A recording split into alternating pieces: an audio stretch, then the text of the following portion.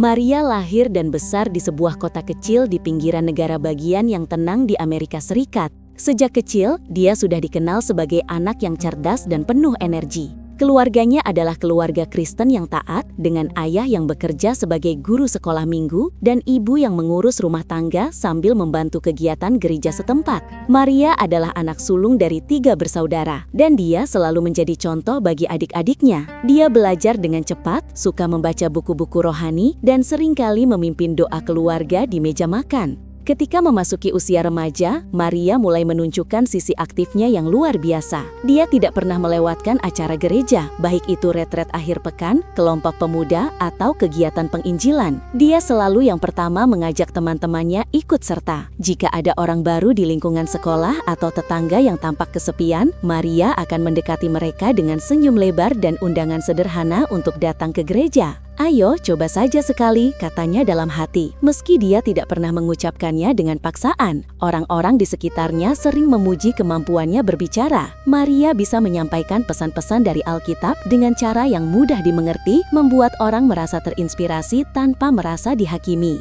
Keberanian Maria tidak luput dari perhatian para pemimpin gereja. Pada usia 16 tahun, dia sudah diundang untuk berbicara di depan jemaat kecil. Pidatonya tentang pentingnya berbagi iman membuat banyak orang terkesan. "Anak ini punya bakat," kata salah satu pendeta senior kepada orang tua Maria. Dari situ, dia mulai dilatih untuk menjadi misionaris muda. Mereka melihat potensi besar di dirinya, kecerdasan, karisma, dan dedikasi yang tampak tak tergoyahkan. Maria merasa bangga dengan peran itu. Baginya, ini adalah panggilan hidup yang jelas. Dia percaya bahwa tugasnya adalah membawa orang kembali ke jalan Tuhan, seperti yang diajarkan sejak kecil.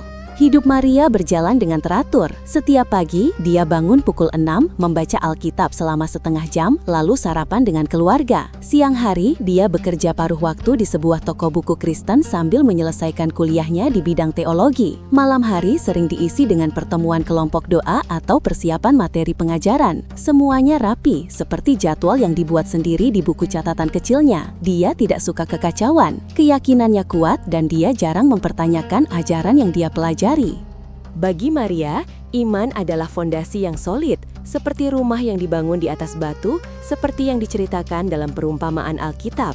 Tapi di balik semua itu, Maria menyimpan sesuatu yang tidak diketahui orang lain.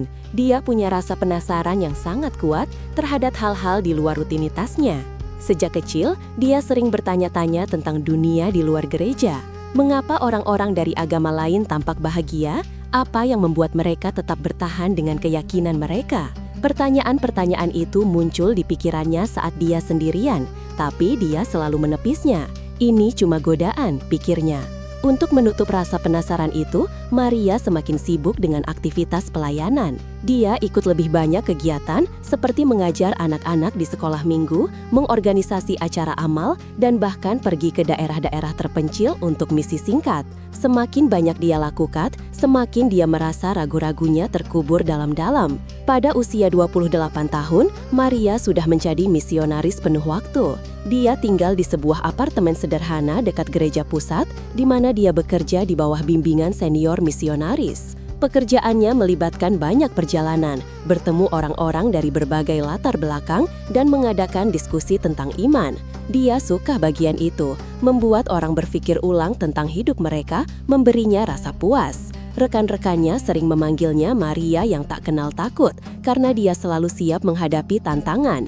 Dia pernah berdiskusi dengan ateis yang keras kepala, mantan pecandu yang putus asa, dan bahkan orang-orang yang marah terhadap gereja. Setiap kali, Maria keluar sebagai pemenang, setidaknya di mata kelompoknya. Suatu hari, di pertemuan mingguan kelompok misionaris, seniornya memanggil Maria ke ruang belakang.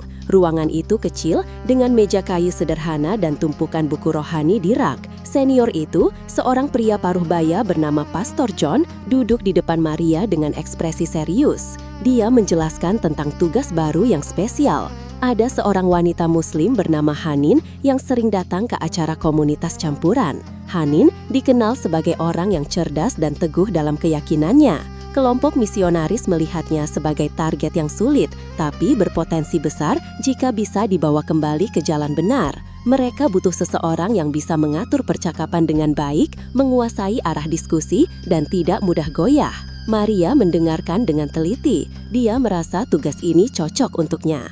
Selama ini, dia sudah menghadapi banyak orang dari latar belakang berbeda, termasuk Muslim.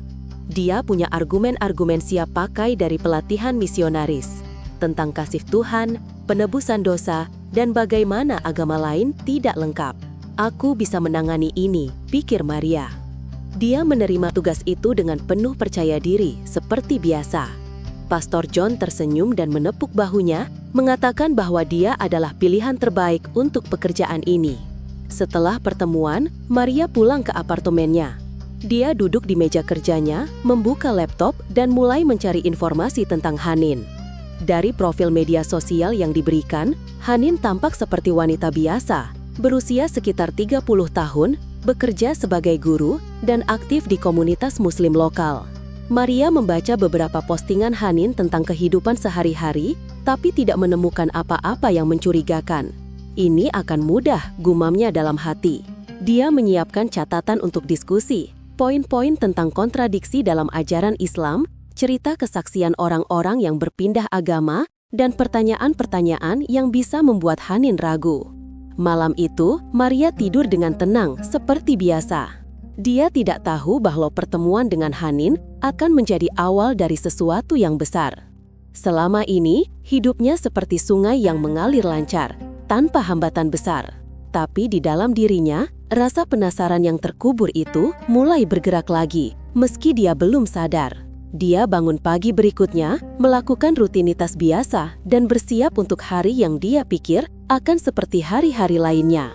Beberapa hari kemudian, Maria mengatur pertemuan dengan Hanin di sebuah kafe netral di pusat kota. Kafe itu ramai dengan orang-orang yang sibuk dengan laptop mereka, aroma kopi yang kuat, dan suara obrolan pelan. Maria datang lebih awal, memilih meja di sudut agar bisa fokus. Dia mengenakan pakaian sederhana, kemeja putih dan celana jeans dengan salib kecil di kalungnya sebagai pengingat identitas.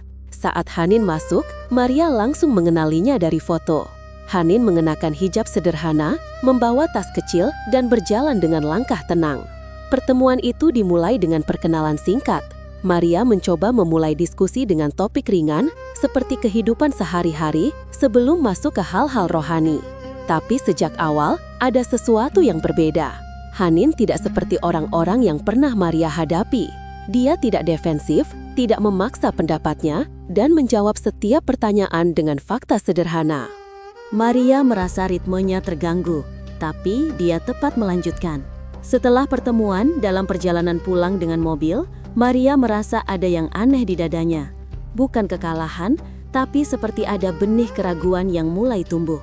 Dia mencoba mengabaikannya, fokus pada laporan yang harus dia buat untuk Pastor John.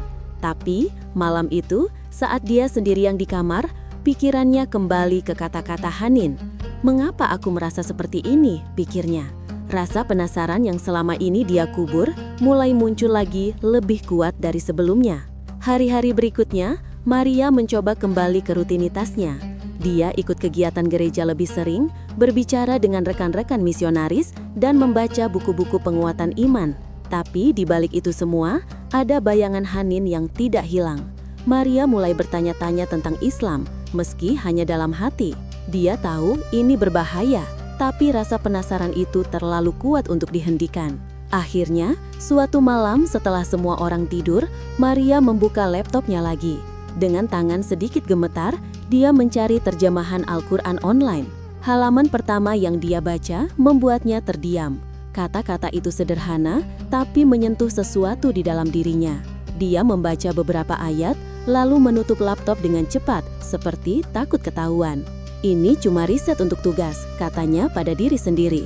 Tapi dia tahu itu bohong. Dari situ, hidup Maria mulai berubah pelan-pelan. Dia tetap aktif di luar, tapi di dalam ada konflik yang mulai tumbuh. Keyakinan yang dulu tak tergoyahkan, sekarang seperti retak kecil. Dan tugas dengan Hanin, yang dia pikir mudah, ternyata menjadi pintu masuk ke perjalanan yang akan meruntuhkan separuh hidupnya.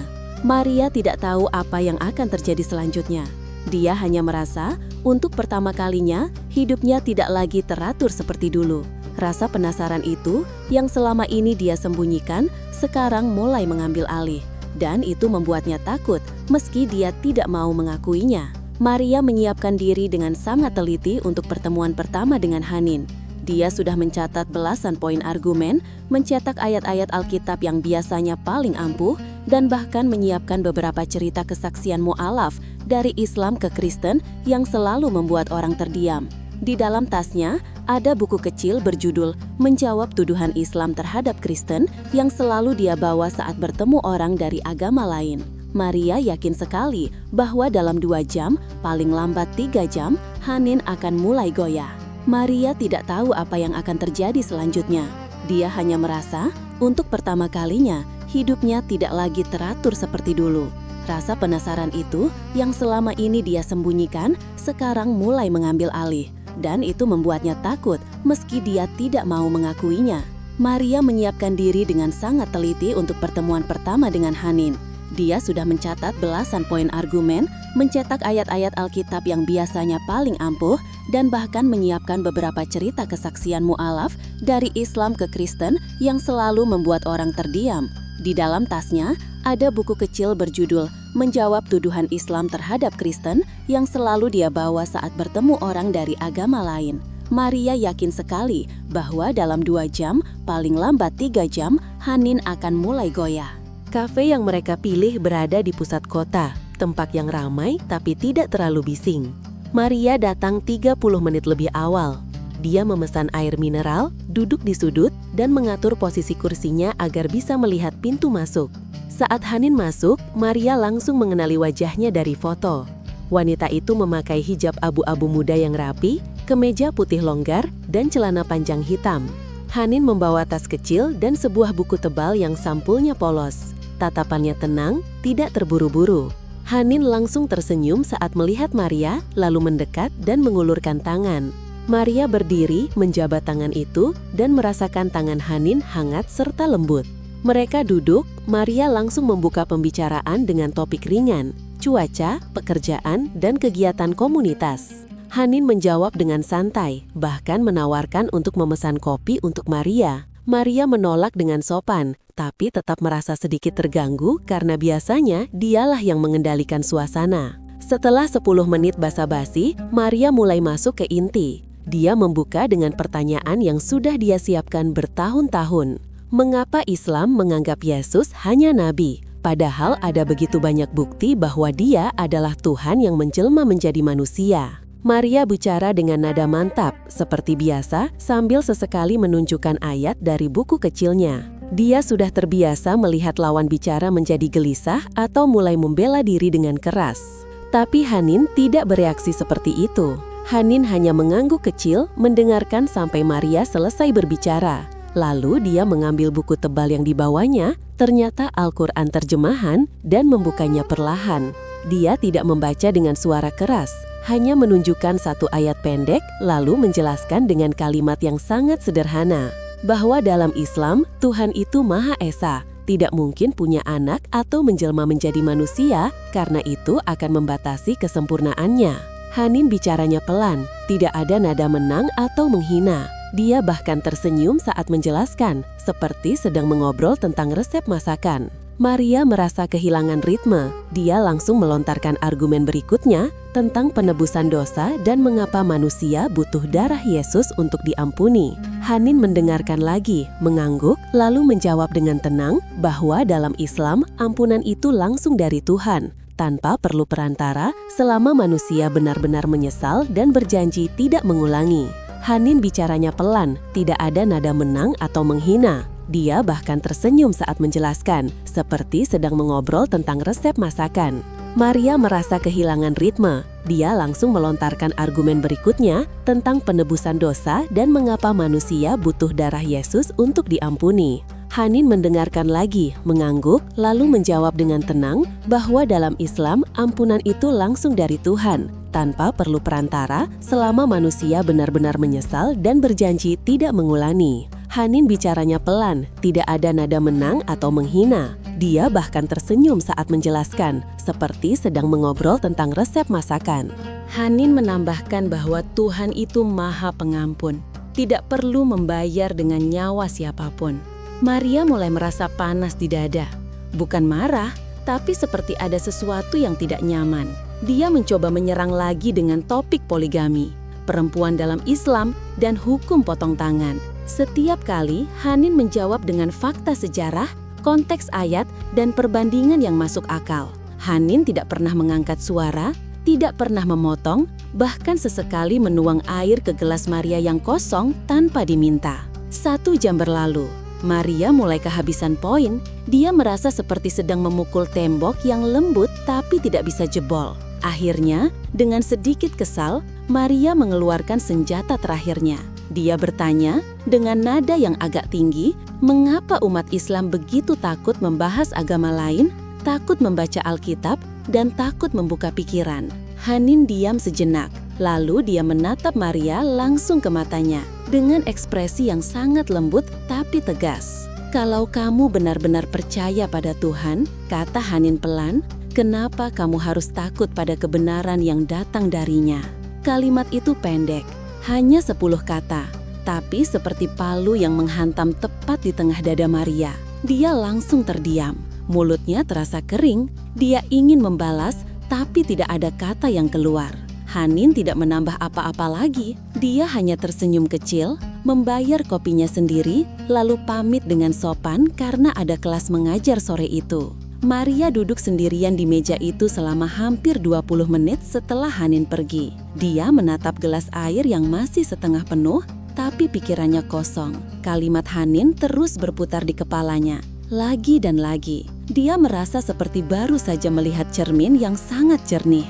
Dan di dalam cermin itu, dia tidak suka dengan apa yang dia lihat. Dalam perjalanan pulang, Maria mengemudi dengan lambat.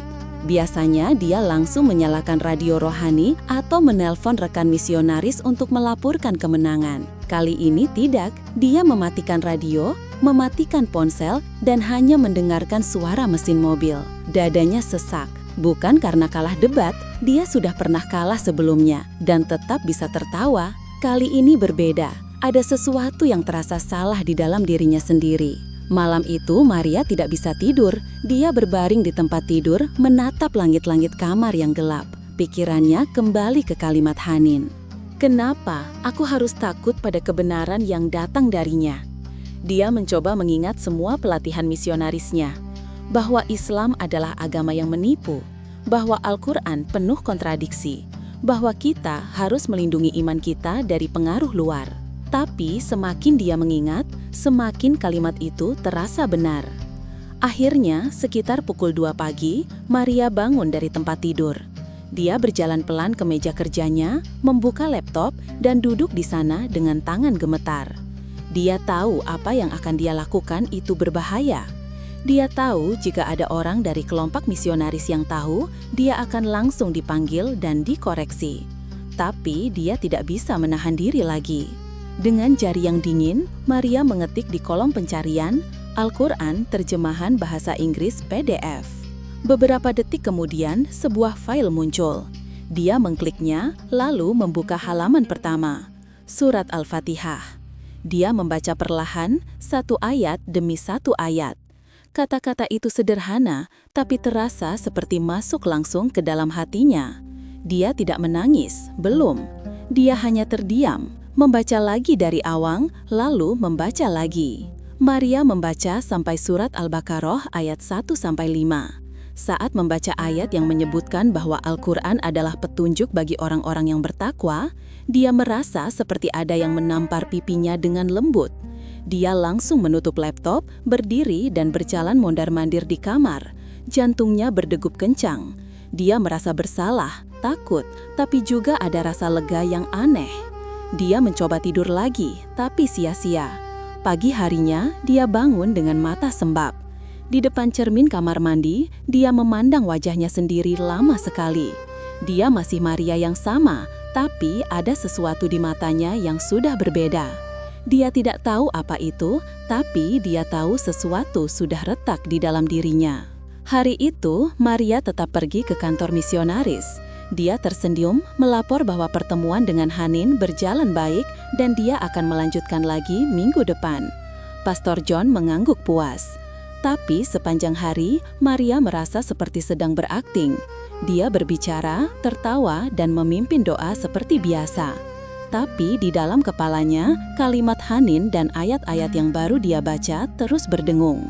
Malamnya, begitu apartemen sepi, Maria membuka laptop lagi. Kali ini dia tidak ragu. Dia membaca lebih jauh. Dia bahkan membuat folder rahasia di laptopnya dengan nama Research agar tidak mencurigakan jika ada yang memeriksa. Tiap malam setelah itu, dia membaca Al-Quran selama 1 atau 2 jam, kadang lebih. Dia tidak langsung percaya semua yang dibaca. Banyak yang masih membingungkan. Tapi ada satu hal yang pasti. Setiap kali selesai membaca, dadanya terasa lebih lapang daripada sebelumnya. Maria mulai menyadari bahwa rasa penasaran yang selama ini dia kubur dengan kegiatan pelayanan sekarang sudah bangun sepenuhnya. Dan kali ini, dia tidak lagi berusaha menguburnya. Dia tahu perjalanan ini baru saja dimulai. Dan dia juga tahu dia tidak akan bisa kembali ke Maria yang dulu lagi.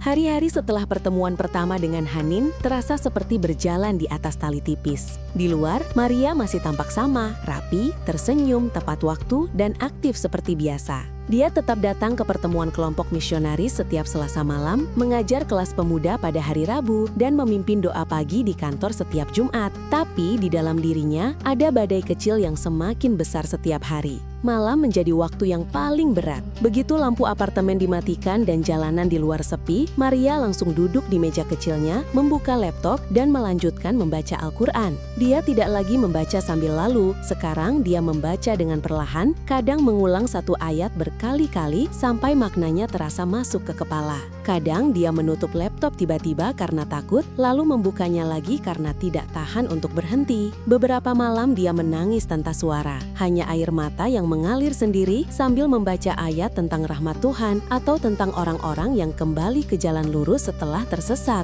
Dia mulai mencatat di buku kecil yang disembunyikan di laci paling bawah. Catatan itu berisi pertanyaan-pertanyaan yang dulu tidak pernah dia izinkan muncul. Mengapa konsep Trinitah terasa rumit ketika dia coba jelaskan pada orang lain? Mengapa Alkitab memiliki banyak versi dan terjemahan yang berbeda-beda? Mengapa dosa warisan dari Adam harus ditebus dengan darah Yesus, bukannya langsung meminta ampun pada Tuhan? Pertanyaan-pertanyaan itu dulu dia anggap sebagai serangan setan. Sekarang pertanyaan itu terasa seperti teman yang terus mengetuk pintu. Perubahan kecil mulai terlihat oleh orang-orang terdekat. Di pertemuan kelompok misionaris, Maria jadi lebih pendiam. Dulu dia selalu yang paling banyak bicara, paling cepat menjawab kalau ada yang bertanya. Sekarang dia sering hanya mengangguk atau menjawab singkat. Pastor John memperhatikan. Suatu hari setelah doa selesai, dia menarik Maria ke samping dan bertanya dengan nada prihatin apakah Maria sedang lelah atau ada masalah. Maria langsung tersenyum lebar dan bilang semuanya baik-baik saja, hanya sedikit banyak pekerjaan. Pastor John mengangguk, tapi matanya masih curiga. Di rumah orang tua, suasana juga mulai tegang. Maria pulang setiap minggu untuk makan siang keluarga seperti biasa. Ibunya, Susan, mulai bertanya kenapa Maria jadi lebih pendiam, kenapa tidak banyak cerita tentang kegiatan gereja seperti dulu. Ayahnya, David, yang biasanya cuek, juga ikut memperhatikan. Suatu kali dia bertanya langsung apakah Maria sedang stres karena pekerjaan misionaris. Maria hanya menggeleng dan bilang dia baik-baik saja. Tapi adik perempuannya, Claire, yang berusia 19 tahun dan masih kuliah, mulai curiga lebih dalam. Claire sering meminjam ponsel Maria dengan alasan baterainya habis. Suatu malam, saat Maria mandi, Claire membuka riwayat browser dan melihat beberapa situs tentang Islam. Claire tidak bilang apa-apa saat itu, tapi dia mulai memperhatikan kakaknya dengan lebih tajam. Tekanan dari kelompok misionaris semakin kuat. 2 minggu setelah pertemuan pertama, Pastor John memanggil Maria ke ruang kerjanya. Dia bilang ada laporan dari anggota lain bahwa Maria terlihat kurang fokus akhir-akhir ini. Pastor John mengingatkan bahwa Maria sedang dipersiapkan untuk tugas besar, memimpin tim misi ke kampus-kampus untuk menjangkau mahasiswa Muslim internasional. Mereka sudah menyiapkan dana, materi, dan jadwal. Pastor John bahkan bilang Maria adalah harapan mereka. Maria hanya mengangguk, tapi dalam hati dia merasa seperti dicekik. Yang lebih berat lagi, Pastor John melarang Maria untuk melanjutkan kontak dengan Hanin. Kami lihat tidak ada perkembangan positif dari pertemuan itu, katanya. Kamu terlalu berharga untuk buang waktu dengan orang yang sudah keras hatinya. Maria ingin protes, tapi dia hanya diam. Dia tahu kalau dia membela Hanin sekarang, kecurigaan akan langsung mengarah padanya. Sejak saat itu, Maria benar-benar terjebak. Di satu sisi, dia tidak boleh lagi bertemu Hanin. Di sisi lain, dia semakin sering membaca Al-Quran setiap malam. Dia mulai mencari video ceramah di YouTube dengan mode penyamaran, memakai earphone agar suaranya tidak keluar. Dia bahkan mengunduh aplikasi Al-Quran di ponselnya dan menyembunyikannya di folder yang diberi nama Notes agar tidak mencurigakan. Puncak tekanan datang pada minggu keempat. Kelompok misionaris mengadakan seminar besar bertajuk Menjawab Tantangan Islam di Era Modern. Maria diminta menjadi salah satu pembicara utama. Topiknya, kelemahan ajaran Islam dari sudut pandang Alkitab. Saat Pastor John memberitahu tugas itu, Maria merasa dunia berputar pelan. Dia mencoba menolak dengan alasan sibuk, tapi Pastor John bilang ini kesempatan untuk mengokohkan iman Maria sendiri. Maria akhirnya mengangguk, tapi tangannya gemetar saat menerima map berisi materi presentasi. Malam itu, Maria pulang dengan langkah berat. Dia masuk apartemen, langsung mengunci pintu, dan duduk di lantai kamar. Dia membuka map itu, membaca poin-poin yang harus dia sampaikan. Islam mengajarkan keselamatan melalui perbuatan, bukan kasih karunia. Al-Quran menyangkal kematian Yesus di salib. Muhammad menikahi banyak istri. Hukum syariah kejam, dan lain-lain. Setiap poin terasa seperti tamparan di wajahnya sendiri. Dia tahu sekarang, banyak poin itu bisa dijawab dengan konteks yang benar. Tapi dia tidak boleh bilang itu di depan ratusan orang. Maria mulai menangis. Tangisnya pelan dulu, lalu semakin keras sampai dia menggigil di lantai. Dia memeluk lutut, kepalanya tertunduk, dan air mata menetes ke karpet. Dia merasa seperti hidup di antara dua tebing tinggi. Satu tebing adalah semua yang sudah dia bangun selama 28 tahun, keluarga, teman, karir misionaris, masa depan yang jelas. Tebing satunya adalah kebenaran yang mulai dia rasakan di hati, tapi belum berani dia akui sepenuhnya. Kalau dia melompat ke satu sisi, dia akan kehilangan segalanya. Kalau dia tetap di tengah, dia merasa seperti mati perlahan. Di tengah tangis itu, Maria meraih ponselnya. Dia membuka aplikasi Al-Quran yang disembunyikan, lalu membaca surah Al-Insyirah, ayat-ayat tentang dada yang dibukakan, beban yang diangkat, dan kesulitan yang selalu diikuti kemudahan. Saat membaca ayat, fa inna ma'al usri yusra, dia merasa ada sesuatu yang hangat mengalir di dadanya. Angisnya pelan-pelan berhenti, dia tidak tahu kenapa. Tapi untuk pertama kalinya dalam beberapa minggu, dia merasa tidak sepenuhnya sendirian. Malam itu Maria tidur hanya 3 jam. Pagi harinya, dia bangun dengan wajah pucat dan mata bengkak. Di depan cermin, dia memaksakan senyum, memakai riasan tipis agar tidak terlihat lelah, lalu pergi ke kantor seperti biasa. Di dalam mobil, dia mematikan radio rohani yang biasa dia nyalakan. Dia hanya diam, menatap jalan, dan berusaha menahan air mata yang hampir jatuh lagi. Maria tahu, dia tidak bisa terus seperti ini. Retak di dalam hatinya semakin lebar setiap hari. Dan dia juga tahu, cepat atau lambat, dia harus memilih. Tapi untuk saat ini, dia hanya bisa bertahan dalam hening yang terasa seperti membunuhnya dari dalam, sedikit demi sedikit. Maria sudah tidak lagi tidur nyenyak. Rata-rata hanya 3-4 jam setiap malam, lalu matanya terbuka sendiri. Dia bangun, duduk di tepi ranjang, dan menatap lantai dalam gelap. Pikirannya berputar antara dua pilihan yang sama-sama menakutkan. Tetap bertahan di dunia yang sudah dia kenal selama ini, atau melangkah ke sesuatu yang baru dan tidak ada jalan kembali. Seminar besar tentang kelemahan ajaran Islam dijadwalkan 2 minggu lagi. Setiap kali Maria membuka file presentasinya, perutnya langsung mual. Dia mencoba menulis slide, tapi jari-jarinya seperti beku di atas keyboard. Akhirnya dia menyerah, menutup laptop, dan pergi berjalan kaki sendirian di sekitar kompleks apartemen sampai tengah malam hanya untuk membuat kepala sedikit tenang. Hanin masih mengirim pesan sesekali, hanya 1 atau 2 baris, tidak pernah memaksa. Pesan terakhir yang masuk malam itu berbunyi singkat, "Jika kamu sedang mencari kebenaran, biarkan Tuhan yang membimbingmu kemanapun itu. Aku selalu ada kalau kamu butuh teman bicara." Maria membaca pesan itu berkali-kali. Dia tidak membalas, tapi juga tidak menghapus. Hanya memandang layar sampai ponsel mati sendiri. Hari-hari berlalu seperti kabut. Maria tetap datang ke kantor misionalis, tetap tersenyum, tetap mengangguk saat Pastor John bertanya apakah presentasinya sudah siap. Tapi di dalam, dia semakin kosong. Semua yang dulu membuatnya bangga, pidato di depan ratusan orang, tepuk tangan setelah kesaksian, pujian bahwa dia panggilan Tuhan, sekarang terasa seperti beban berat di pundaknya. Dia mulai merasa bahwa selama ini dia membangun rumah megah di atas pasir. Malam yang menentukan datang tanpa direncanakan. Itu malam Jumat, hujan deras mengguyur kota sejak sore. Maria pulang lebih awal karena semua kegiatan dibatalkan. Apartemen sepi, listrik di gedung sebelah mati, jadi hanya lampu kecil di kamarnya yang menyala. Dia duduk di lantai, bersandar ke dinding, memeluk lutut. Hujan di luar terdengar keras, seperti ribuan jari mengetuk atap. Maria menyalakan ponsel, membuka aplikasi Al-Quran, dan membaca surah Al-Baqarah ayat 286 tanpa suara. Ayat itu berbunyi bahwa Tuhan tidak membebani seseorang, melainkan sesuai dengan kesanggupannya. Dia membaca lagi, sampai kata-kata itu terasa hidup di dalam dadanya. Air mata mulai mengalir, pelan dulu, lalu semakin deras. Dia tidak lagi berusaha menahannya. Di tengah hujan dan tangis, Maria merasa seperti berada di ujung jurang. Dia tahu kalau dia terus diam, dia akan hancur dari dalam. Tapi kalau dia bergerak maju, dia akan kehilangan segalanya.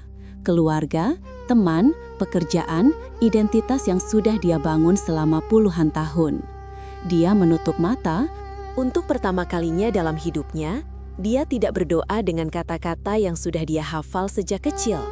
Dia hanya berbisik di dalam hati dengan jujur sepenuhnya.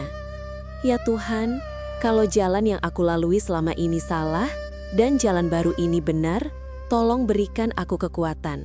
Aku takut, aku sangat takut. Tapi aku lebih takut hidup dalam kebohongan. Tunjukkan aku jalan-Mu, apapun akibatnya. Dia diam beberapa menit, hanya mendengar hujan dan detak jantungnya sendiri. Lalu, tiba-tiba, ada ketenangan yang turun. Bukan ketenangan biasa yang datang setelah menangis. Ini beda. Dadanya yang selama berminggu-minggu sesak, tiba-tiba terasa lapang. Nafasnya menjadi panjang dan dalam. Air matanya masih mengalir, tapi sekarang bukan karena takut lagi. Ini tangis lega. Maria bangkit dari lantai.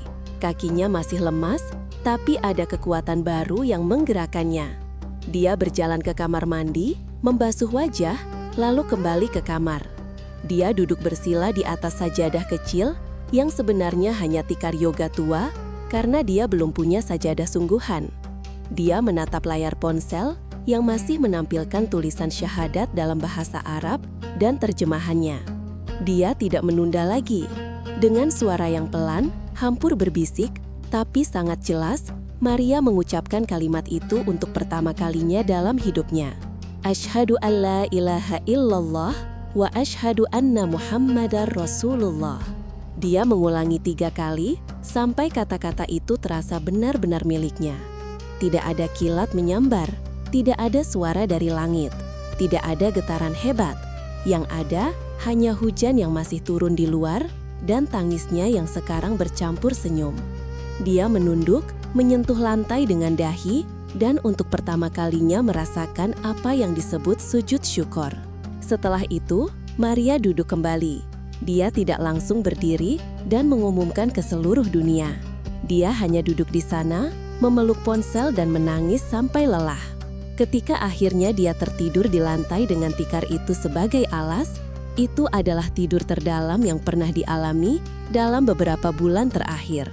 Pagi harinya, Maria bangun dengan perasaan yang sama sekali baru.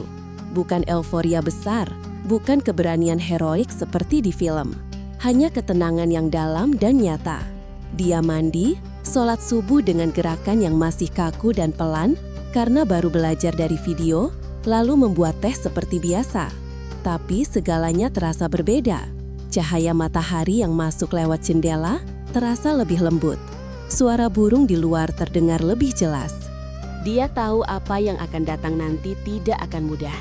Dia tahu keluarganya akan terkejut, mungkin marah. Dia tahu Pastor John dan teman-teman misionalis akan kecewa, atau bahkan menuduhnya dirasuki setan. Dia tahu pekerjaannya akan berakhir, mungkin dalam hitungan hari. Tapi untuk pertama kalinya, dia tidak lagi takut kehilangan semua itu. Karena dia baru saja menemukan sesuatu yang jauh lebih berharga. Maria membuka ponsel dan mengetik pesan singkat untuk Hanin. "Assalamualaikum, boleh kita ketemu lagi? Aku punya cerita panjang." Dia menekan tombol kirim, lalu meletakkan ponsel di meja. Dia tidak menunggu balasan dengan gelisah. Dia hanya tersenyum kecil, lalu membuka Al-Quran lagi dan melanjutkan membaca dari tempat dia berhenti semalam. Di luar hujan sudah reda, langit mulai cerah, dan di dalam hati Maria ada cahaya baru yang baru saja dinyalakan. Cahaya yang dia tahu tidak akan lagi bisa dipadamkan oleh apapun. Maria bangun pagi itu dengan perasaan ringan yang belum pernah dia rasakan sebelumnya. Cahaya matahari masuk lewat celah gorden, jatuh tepat di atas tikar yoga yang kini resmi menjadi sajadahnya. Dia sholat subuh dengan gerakan yang masih agak kaku, tapi setiap kali sujud, dia merasa seperti melepaskan beban yang selama ini menempel di punggungnya. Setelah salam, dia duduk sebentar, menatap dinding kosong, dan tersenyum kecil. Tidak ada rencana besar, tidak ada euforia, hanya ketenangan. Dia tahu hari-hari ke depan akan berat, tapi untuk pertama kalinya dalam hidupnya, dia tidak lagi takut menghadapi apa yang akan datang. Pagi itu Maria tidak langsung mengumumkan apapun. Dia tidak mengirim pesan ke keluarga, tidak mengunggah apa-apa di media sosial, tidak menelpon siapapun. Dia hanya mandi, mengenakan pakaian biasa, lalu pergi ke masjid kecil yang letaknya 3 blok dari apartemennya. Dia sudah mencari alamatnya seminggu sebelumnya, tapi baru sekarang berani datang. Masjid itu sederhana, bangunan 1 lantai dengan cat hijau muda dan karpet merah di dalam. Saat masuk, dia melepas sepatu, meletakkannya di rak, lalu duduk di bagian belakang ruang wanita yang masih sepi. Beberapa menit kemudian, seorang ibu paruh baya mendekatinya, tersenyum ramah, dan bertanya apakah Maria baru pertama kali datang. Maria mengangguk pelan. Ibu itu memperkenalkan diri sebagai Bu Aisyah, lalu mengajak Maria duduk lebih dekat ke depan. Setelah sholat berjamaah selesai, Bu Aisyah mengajak Maria minum teh di ruang kecil sebelah masjid. Di sana, Maria menceritakan sedikit tentang perjalanannya, tanpa detail terlalu banyak. Bu Aisyah hanya mendengarkan, mengangguk, lalu berkata bahwa banyak orang yang datang ke masjid ini dengan cerita serupa. Maria diberi buku kecil berjudul Panduan Mu'alaf Baru dan nomor telepon beberapa saudari yang siap membantu. Hari itu, Maria pulang dengan hati yang jauh lebih tenang. Dia mulai belajar hal-hal kecil, cara wudhu yang benar, bacaan sholat lengkap, doa-doa harian. Semua dia pelajari dari video dan buku yang diberikan Bu Aisyah. Dia tidak buru-buru. Baginya, menjadi muslim bukan perlombaan, tapi proses memperbaiki hati. 2 hari kemudian, Maria bertemu Hanin di kafe yang sama seperti pertemuan pertama mereka. Kali ini, Maria yang datang lebih dulu. Dia sudah memakai jilbab sederhana warna krem yang dibeli di toko biasa sehari sebelumnya. Hanin masuk, melihat Maria, lalu tersenyum lebar dan langsung memeluknya. Mereka duduk, memesan teh, dan Maria menceritakan semuanya. Malam hujan, syahadat sendirian, ketenangan yang datang setelahnya. Hanin hanya mendengarkan, sesekali mengangguk, matanya berkaca-kaca. Setelah Maria selesai, Hanin hanya berkata 1 kalimat, "Selamat datang di rumah ukhti." Namun Maria tahu, ketenangan di dalam hatinya tidak berarti dunia di luar akan langsung baik-baik saja. Pekan berikutnya, rahasia itu mulai terbuka sedikit demi sedikit. Pertama, Claire, adiknya, menemukan jilbab yang tersembunyi di tas Maria saat berkunjung tanpa pemberitahuan. Claire langsung bertanya dengan nada curiga. Maria tidak bohong, dia hanya berkata bahwa dia sedang mencari kebenaran dan meminta Claire untuk tidak memberitahu orang tua dulu. Claire marah, bilang Maria sudah gila, lalu pergi dengan pintu dibanting. 2 hari setelah itu, Pastor John menelpon. Ada anggota kelompok misionaris yang melihat Maria keluar dari masjid. Pastor John meminta Maria datang ke kantor secepatnya. Maria datang keesokan harinya. Di ruang kerja yang sama seperti dulu, Pastor John duduk dengan wajah serius. Dia bertanya langsung apakah benar Maria sudah memeluk Islam. Maria menjawab dengan tenang bahwa ya, dia sudah mengucapkan syahadat. Pastor John terdiam lama, lalu mulai berbicara panjang tentang kasih Yesus, tentang bagaimana Maria diberkati sejak kecil, tentang bahaya ajaran yang menyesatkan.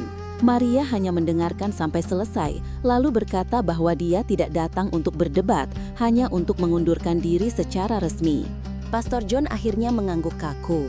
Tapi sebelum Maria keluar, dia berkata dengan suara pelan bahwa Maria selalu bisa kembali kapan saja. Maria hanya tersenyum kecil dan mengucapkan terima kasih. Kabar itu menyebar cepat di lingkungan gereja. Beberapa teman lama mengirim pesan, ada yang prihatin, ada yang marah, ada yang menuduh Maria diculik atau dicuci otak. Maria tidak membalas satu persatu. Dia hanya membaca lalu menghapus. Yang paling berat adalah saat memberitahu keluarga. Maria pulang ke rumah orang tua pada hari Minggu seperti biasa, tapi kali ini dia memakai jilbab. Ibunya membuka pintu, langsung terpaku, lalu menangis. Ayahnya yang sedang membaca koran di ruang tamu, berdiri perlahan, wajahnya memerah. Claire sudah tahu sebelumnya, jadi hanya duduk di sofa dengan wajah masam.